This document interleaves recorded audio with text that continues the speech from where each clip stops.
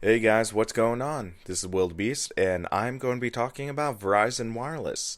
Now, this video is actually inspired by my sister, whose contract is just about to run out, and she's been a long-time Verizon Wireless user, and things are going to be shaking up a bit in the world of Verizon Wireless. And to sum it up, Verizon Wireless is going the way of Europeans.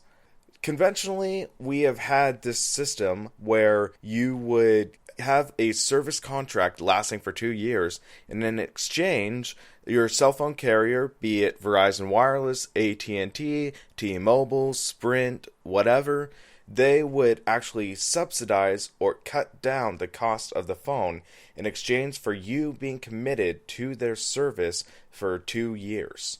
Now, in Europe and other continents, they do not take this approach. Instead of you having a contract for the service, you will sign a contract for the price of your phone. You would be financing the price of the phone generally over 24 months, so it's still 2 years, but your contract will be in something that is actually tangible as opposed to a non-tangible service. Now, for me, I actually like that. But the question is, what does that mean for the consumer? First off, you are actually going to be having to pay full price for your cell phone. Now, don't be too alarmed, but that is a relative biggie for the industry, and that has actually shaken up the markets. Now we are seeing more and more low-cost, affordable phones, such as Google's Nexus line, which is commonly, I believe, around $400. Now we're also starting to see some new manufacturers, such as Oppo with the Find 5, which is a top-tier phone for around $300. Granted, there's been major wait lists, but you could get a top-tier phone for bare-bottom prices. However, there will still be the large manufacturers such as Samsung, LG, and HTC, and Apple. So you will have two options in regards to how you are going to buy your phone. You can either A, purchase the phone outright, which will set you anywhere from 100 for a base model phone all the way up to around $900 for a top tier iPhone. Secondly, you can take the carrier's opportunity to either finance or lease the phones. Right now, T-Mobile is having this offer where you will lease the phone for 18 months, and then at the end of that term, you can either get into another phone or you can buy the phone and pay the rest of the money outright. Also, T-Mobile and all the other carriers, as of right now, are having their own financing for the price of the phone. What that means is you will either have a down payment or no down payment based on your credit, and then approximately $15 to $30 a month for the price of the phone over 4 years. And that will come out to the cost of the phone. Now, bear in mind that this payment on the phone will also be factored into your bill as well as your service plan. I think one question a lot of people will have is, what's in it for me? Well, one of the biggest benefits is since you are not tied to the service, you can change your plan at will. Keep in mind, if you terminate your plan, you will have to pay off the phone entirely. For example, I am currently with T-Mobile, and I have jumped back and forth between multiple plans for what would suit my usage the most, and so far, it has saved me quite a bit of money.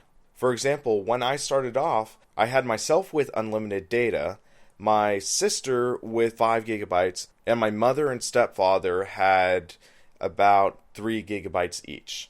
Then T-Mobile came out with this promotion where it would have everybody with unlimited data. So I migrated my family over to that plan, and we saved around $20 a month.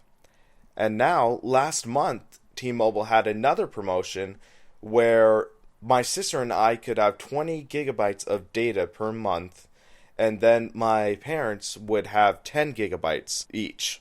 I jumped onto that, and that was an additional $40 savings a month. Now that's all fine and dandy, but I will warn you of one other pitfall that will come out of this. Since you are financing the phone itself, you might get into a bit of trouble if you do lose the phone. For example, my stepfather had his Samsung Galaxy Note 3 stolen from his car. We had to jump through quite a few hoops with the insurance and stuff, which has taken about a month or so. So even though right now the phone is not in my possession, my stepfather has to pay the $25 a month that he has financed for it. Next week he will be able to pay the $175 deductible, but ultimately that's been 2 months since the phone was stolen, which means that he has had to pay $50 on a phone he doesn't have right now. Luckily, the payments will not go up because of that, but he does still have to pick up where he left off, minus $175. And also, speaking of the insurance, the carriers are adopting a similar method to what the Europeans have, where you are more likely to upgrade maybe once a year as opposed to once every 2 years or so. They are implementing systems. Verizon's is called Edge, and T-Mobile's is called Jump. Basically, what that implies is that you will have an allotment of upgrades you can do, either a couple per year, or you will have a system where once your phone is around halfway paid off, you are able to jump into the next phone. I think it's a cool system in order to keep things fresh, and maybe if your phone is having issues, you can get into the next device and stay on the cutting edge. But there's no pressure. You can stick with your phone if you want and pay it off all the way and have your own phone completely paid off with no contract. And speaking of contracts, one of my favorite things about this plan is the fact that you can get out of it early. You can pay more per month on your device than you need to in order to get out of your contract earlier. If you think about the service contracts, you have the early termination fee, which you would need to pay one lump sum that would steadily decline as it goes off. But you do have to pay that one lump sum to get out of your contract. In this circumstance, you can actually make a larger payment on your device, and you can get out of it earlier without having to make a large lump sum payment. But all in all, this just comes out to personal preference. Would you like to pay off your phone early, or would you like to pay it off over 24 months? The choice is yours.